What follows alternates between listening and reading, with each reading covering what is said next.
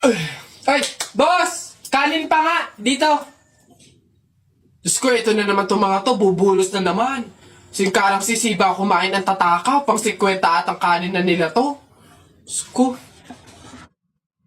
Hello again! Ito ba yung mga kanin nyo? Ayan, ayan. Ito pa. Okay. Ay, wait lang, boss. Dito pa pala sa kasama ko, mga 5 kanin pa. Tama na naman! Ang sisiba nyo kumain ng tatakaw nyo eh. Tirahan nyo naman yung iba, no? Baka maubusan. Parang mga hindi kayo nakain. Kanina pa kayo dito, ah. Diyos ko po, ang litsan, walang kabusugan. Uwi! Diyos ko, dito na tumira eh. Teka. Nasaan manager nyo? Ganito ba mga empleyado dito? Eto naman si Sir, hindi mabiro. May 3 kaban pa dun sila saing lang. Wait lang. Masyado ka naman seryoso masyado. Gusto nyo lahat ng kanin dito, iuwi nyo na. Ha? Wait lang, teka lang. Dadalhin ko dito pagkasaing, ha? Sige. Ayan, yan yung taya ko, ha? Ano yung sa'yo? Ayan, yung taya ko, ano?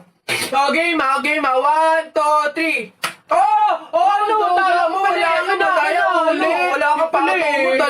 Malupi! Hoy, ba't ba ang iingay nyo dyan? Alam mo, nag-flip top kami dito. May iingay nyo dyan eh. Hindi na ka namin marinig yung mga sinasabi namin. Bakit inyo ba tong kalye? May pangalan nyo, ha? Wala naman kayong alam. Puro pugs lang naman alam nyo. Wala kasi kayong alam. Nagpo-pogs kami kasi sawa na kami sa flip-top na yan. Di sige, dilaban na lang tayo ng flip-top, ano? Para malaman, para magkaalaman kung talaga nagpi-flip-top kayo dati, ano? Sige, ano? Kami pa tinakot mo, ha?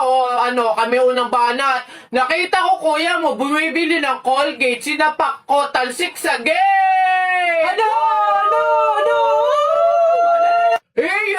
Yun na yun, wakipik, o eto. Paano mo nalaman? Pet mo may gulaman! Kayo nga papangit ng inyo!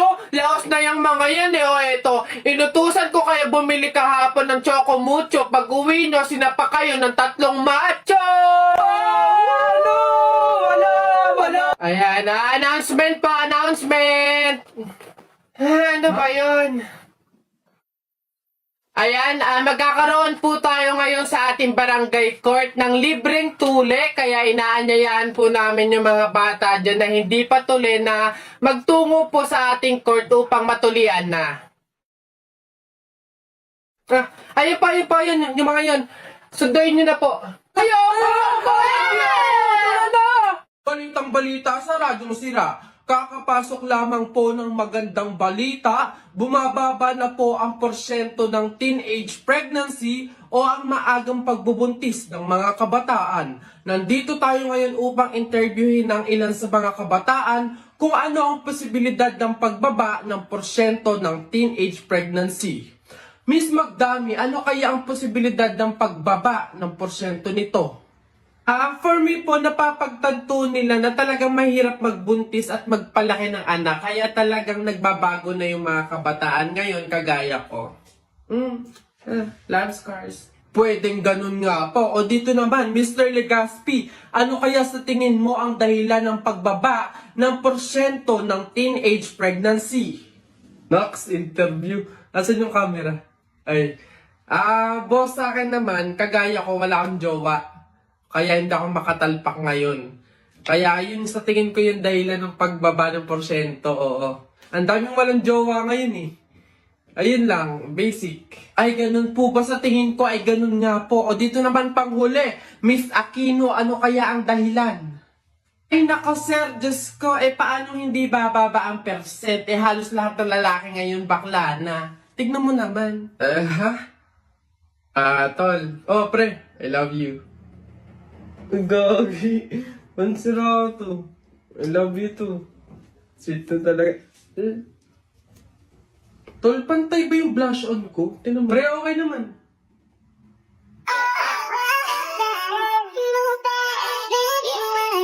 Ay, taray! Ay.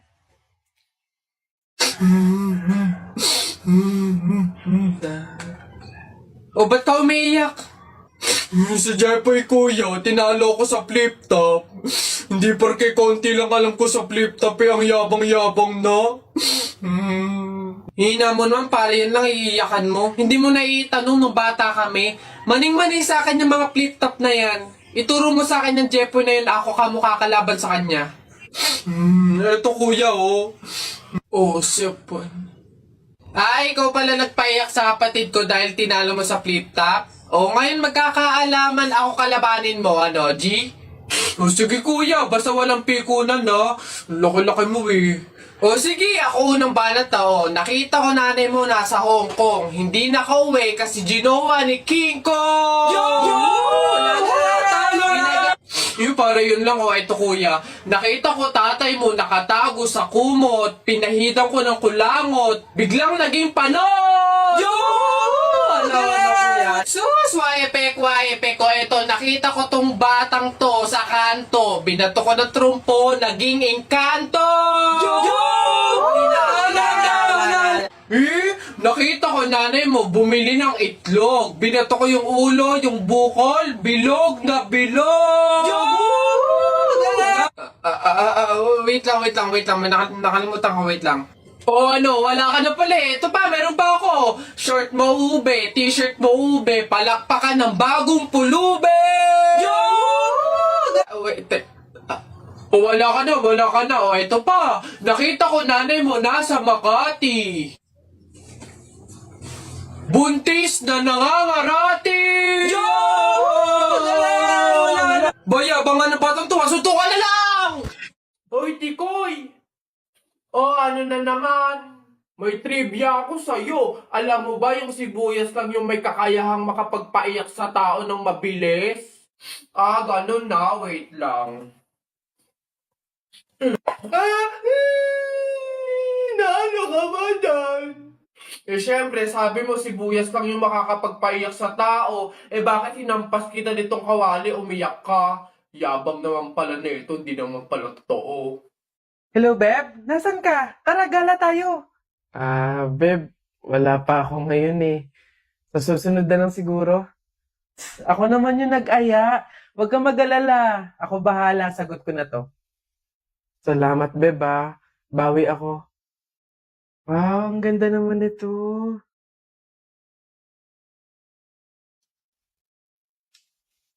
Kaso ang mahal pala. Wag na lang. Ay, Beb! Bakit pa binalik? Ang ganda nun ah. Bagay sa'yo. Yun nga eh. Kaso hindi kaya ng budget. Talaga? Ayan. Dali mo sa cashier. Ako na magbabayad. Ha? Beb, wag na. Okay lang.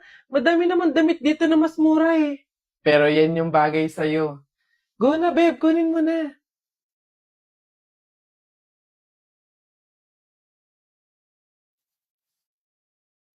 Ate, baka po may pera ka po dyan. Pambili lang po namin ng pagkain ng kapatid ko. Ay, naku, wala din kasi ako ngayon eh. Mahirap lang din kasi ako. Pero meron ako ditong tinapay. Ayan, paghatian nyo na lang yan ha. Tapos meron ako ditong konting barya. Pamasahe ko dapat to, pero maglalakad na lang ako. Malapit lang naman yung bahay namin dito. Ayan, pagkasahin nyo na lang yan ha. Pasensya na ha. Salamat ate ah. Kahit ikaw na mismong wala, magbibigay ka pa din. Pag kayo mag-alala, kapag ako sumakses, padadalan ko kayo ng supply ng pagkain. Yung maraming-marami para hindi na kayo magugutom. Gusto niyo yun? Nay, tay, may dala po akong ulam, tsaka 200. Gosh, rumakit pa ako kanina. Nay, tay, pasensya po kung yan pa lang muna ah. Wala yun anak. Malaking bagay na yun sa atin.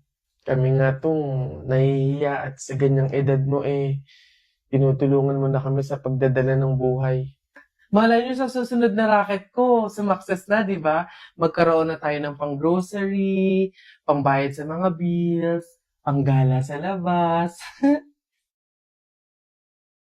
aayon din po sa atin ang panahon.